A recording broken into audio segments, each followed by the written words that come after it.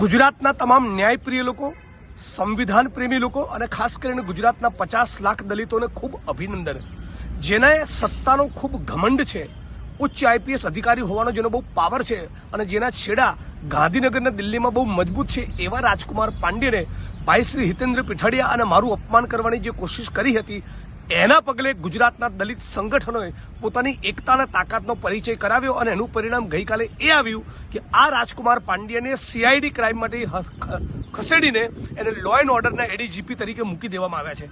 આ એક સફળતા છે. અને હવે વારો નેહા કુમારીનો છે.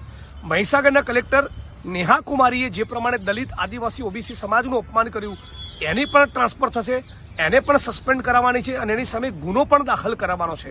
એટલે રાજકુમાર પાંડેની સામે જે પગલાં ભરવામાં આવ્યા એના મૂળમાં દલિત સમાજના સંગઠનો અને કોંગ્રેસ પક્ષના જે સાથીઓએ પોતાની એકતાના તાકાત બતાવી એનો રોલ છે. આપ તમામ લોકોને અભિનંદન પાઠવું છું અને સમગ્ર ગુજરાતના લોકોને કહેવા માંગુ છું કે કોઈ પણ નેતા, મંત્રી કે અધિકારીઓ તમારું સન્માન ન જાળવે તો ચોક્કસ અમારો સંપર્ક કરો.